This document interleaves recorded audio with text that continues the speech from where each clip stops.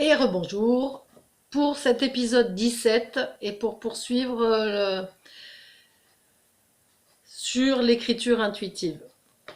Donc, comme je vous ai expliqué dans les épisodes précédents, donc j'ai commencé en 2013 à vraiment pratiquer et expérimenter l'écriture.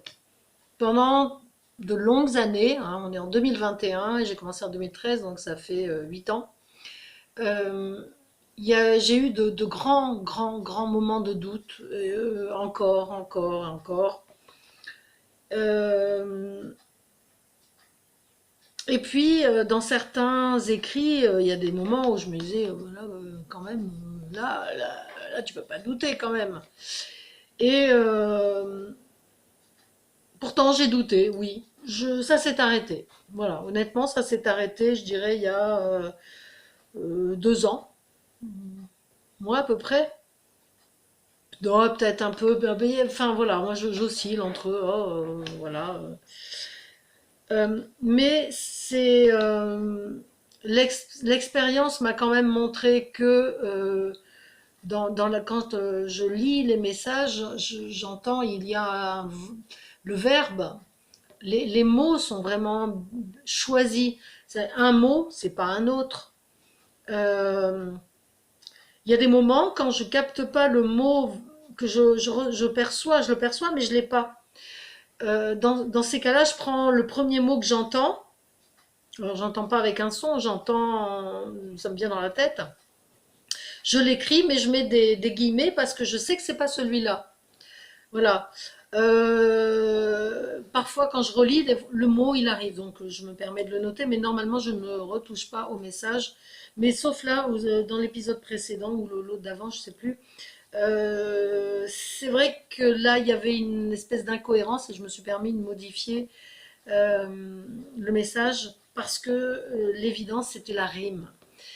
J'ai constaté quand même les rimes dans mes messages, ce qui leur confère une beauté, enfin une grandeur, une beauté, quelque chose enfin, qui transporte, ça transporte. Euh, Ça laisse pas insensible en tout cas. C'est avec cette écriture-là, cette forme d'écriture, hein, c'est pour ça que moi j'ai envie d'écrire un livre de cette façon, mais vous comprenez bien que ça se calcule pas. C'est là, il est là, ça vient, ça va sortir tout seul, mais ça se calcule pas.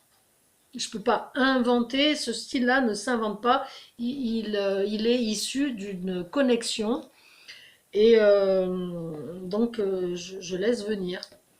Donc pour le moment, bah, il y a un livre que je veux faire sur la numérologie et un autre que je voudrais faire en étant, on va dire, branché. J'ai pris conscience, en tout cas avec l'écriture, de la médiumnité. Voilà, parce que euh, donc ces messages que je reçois, c'est que quand je reçois, je dirais, ça vient d'en haut. Je peux pas vous dire, c'est que je le vois. Je l'ai déjà expliqué dans un autre épisode. Et après, je le retranscris par l'écriture. Je pourrais le dire, enfin, canaliser par un mode verbal. Mais là, ce sont des mots. J'ai dû être écrivain dans une autre vie, c'est quasi sûr et certain. Je n'ai pas eu encore dans ma tête cette mémoire ou ces mémoires, parce que j'en ai peut-être pas qu'une. Mais j'ai dû écrire, c'est sûr. D'abord parce que j'aime écrire, parce que je sais que j'ai quand même aussi une écriture un petit peu particulière. Bon là je mets des couleurs sur mon cahier, mais vous voyez j'écris, il y a quand même un... Voilà,